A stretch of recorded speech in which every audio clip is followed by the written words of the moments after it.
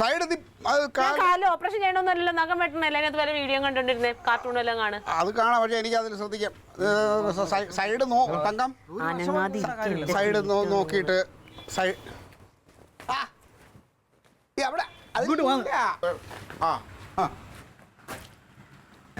അളയാ, ഇവൻ ഭയങ്കര കരച്ചില്. ഇവൻ പറയുന്നത് പാർട്ടിന്ന് രാജിവെച്ച് പോവാണെന്ന്. എന്തിന് എന്നെ സംശയിച്ചല്ലേ നടരാജ? സംഗതി ഇപ്പം ചെറിയൊരു കയ്യബദ്ധം നിനക്ക് പറ്റിപ്പോയി, നീ വോട്ട് മാറി ചെയ്ത് എന്ന് പറഞ്ഞ് വിഷമിക്കല്ലേ. ഇതൊന്നും കണ്ട് തളരരുത്. പക്ഷെ നമ്മൾ ഉദ്ദേശിച്ച പാർട്ടികളല്ലേ ജയിച്ചത്. നിന്റെ നേതാവ് ക്ലീറ്റോ നേതാവാണ് പറയണത്, നീ അവിവേകമൊന്നും കാണിക്കരുത്, ഇതിലൊന്നും തളരരുത്. നെഞ്ച് വിരിച്ചു നിൽക്കേ ധൈര്യമായിട്ട്. നിനക്ക് പ്രധാനമന്ത്രി ആവണ്ടേ?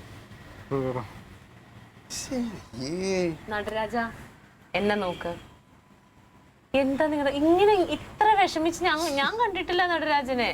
ഇത്ര സൗന്ദര്യവും ബുദ്ധിയും ഒക്കെ ഉള്ള നടരാജനാണ് ഇങ്ങനെ നിൽക്കുന്നത്. നടരാജൻ വേണ്ടി ഇതിനൊക്കെ തിരിച്ചു വരാനായിട്ട്. പിന്നല്ലാതെ ചേച്ചി പറഞ്ഞാ ക്ഷമിക്കാം. കണ്ണൊക്കെ അങ്ങോട്ട് കുറച്ച് അങ്ങോട്ട് പോയി എടുത്തേട്ടം പാടില്ല. ചേച്ചി ഞാൻ ഒരു തെറ്റും ചെയ്തിട്ടില്ല.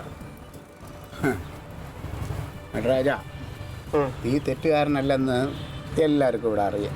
സംഭവം നിനക്ക് ചായ വല്ലതും വേണോ കുടിക്കാൻ?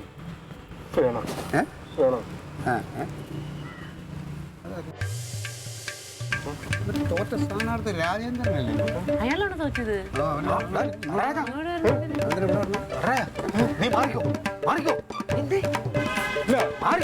എനിക്കാരും പേടിയില്ല.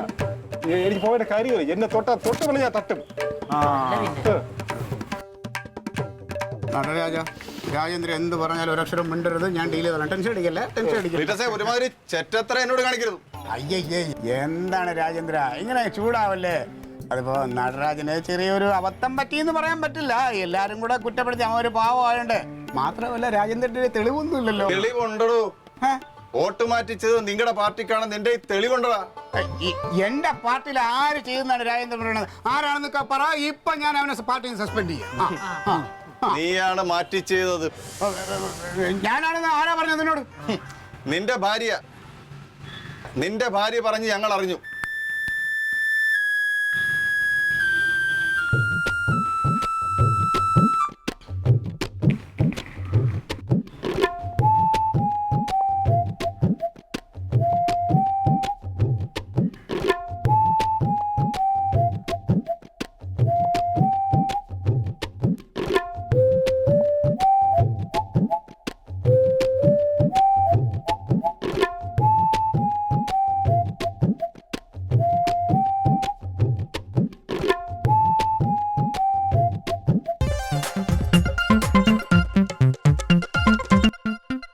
Alien versus Alien.